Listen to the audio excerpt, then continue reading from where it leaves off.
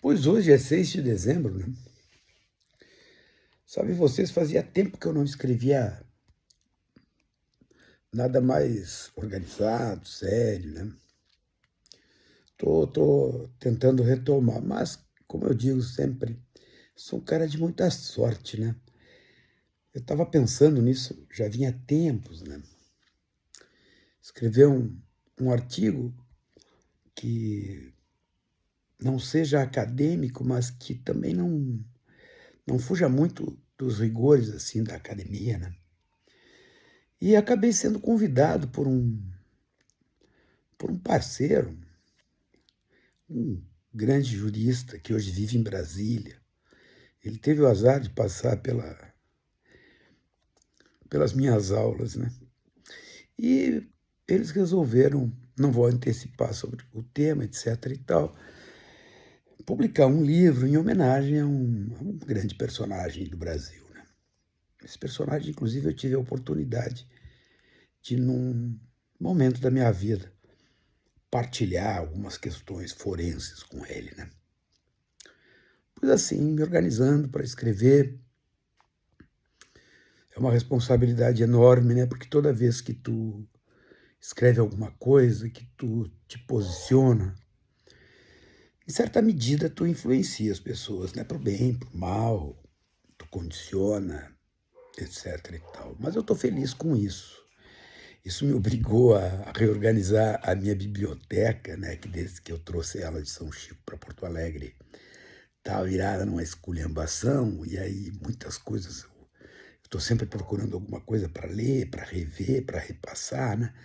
Então também tem esse efeito colateral, né? Organizar minhas coisas, minha biblioteca, perceber que muitos livros meus não estão mais comigo, porque eu sou daqueles que, feliz ou infelizmente, empresto livros, né? Emprestava, né? Não vou emprestar mais. Muita coisa minha, literatura boa, né? Obras teóricas boas. Acabaram se perdendo. Deve estar na biblioteca de algum ex-aluno, de alguém que esqueceu simplesmente de me devolver, só por isso. Então essa repassada está sendo boa. Nesse trajeto, revendo coisas, né? Por exemplo, teve um livro publicado pela Universidade de Córdoba, que eu, na Faculdade de Saúde Pública, que eu fui convidado para ceder uma obra minha para compor a capa deste livro, né? Agora mesmo estava pegando ele ali, vendo as coisas boas que acontecem na vida e saúde pública, e aí me veio na cabeça aquela cena grotesca daquele Robert Kennedy Jr. no Senado dos Estados Unidos, falando sobre Covid e anti-ciência, anti-vacina. E um ambiente de biblioteca sempre é um ambiente de reflexão, sempre é.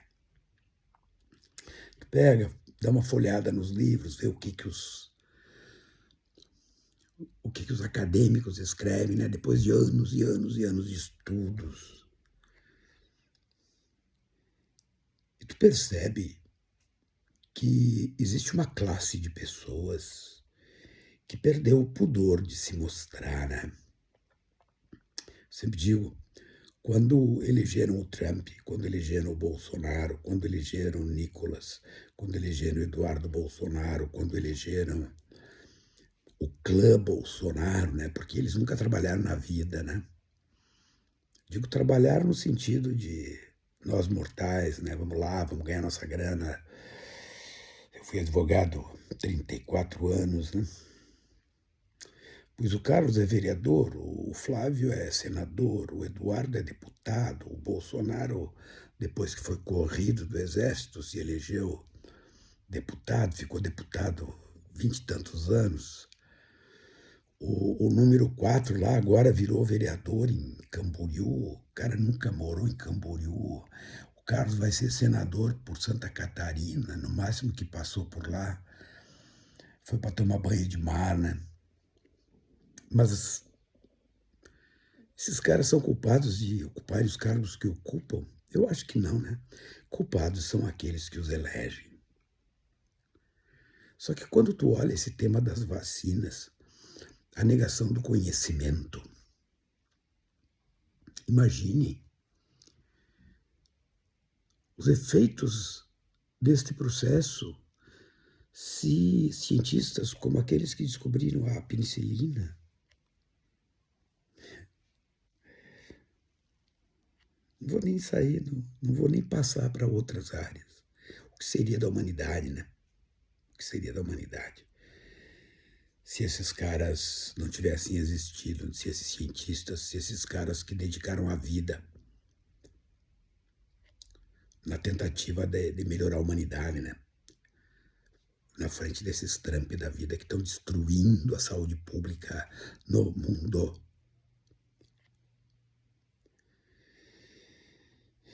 A Flórida, por exemplo, que é governada por um republicano, vai abolir a exigência de vacinação para as crianças. As crianças, gente, uns inocentes que não têm condição de tomar decisão.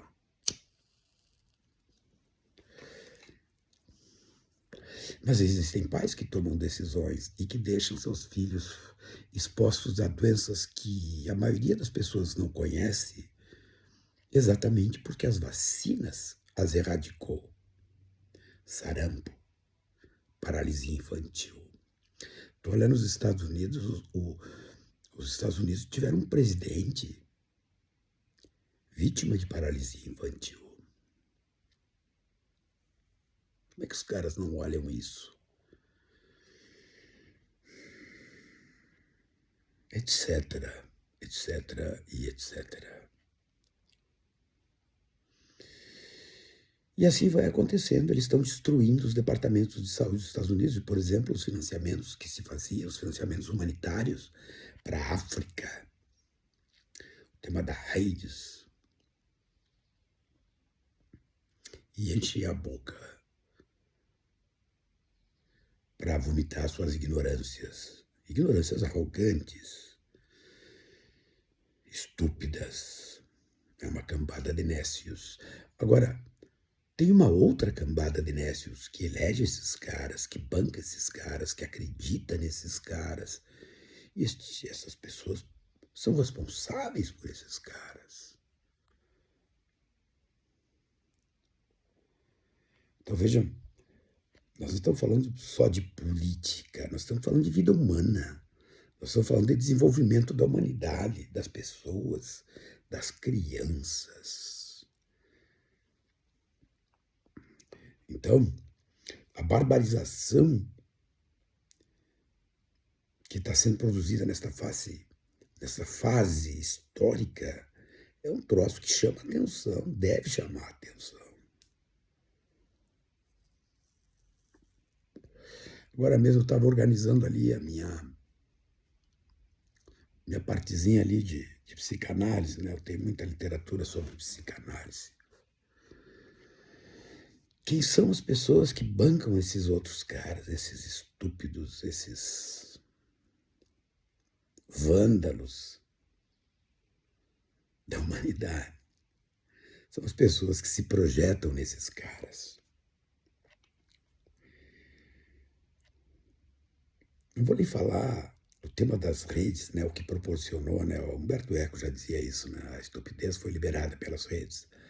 Mas, na verdade, quando tu vê essa gente toda, todos foram eleitos, ninguém se perdeu e caiu numa casa legislativa, não. Foram eleitos, alguém foi lá e votou nesses caras, ouviu o que essas pessoas tinham a dizer, as barbaridades. No Brasil, 700 mil mortos por Covid, o outro lá imitava a gente morrendo. Nos Estados Unidos, 1.400.000 mortos. Essas pessoas, elas se projetam nesses caras, elas são iguais ou piores que esses caras. Mas, vamos lá, gente, livro não tem só poeira. Não, tem história, tem vida vivida e tem muito estímulo, né? Para que nós possamos sobreviver. Um abraço.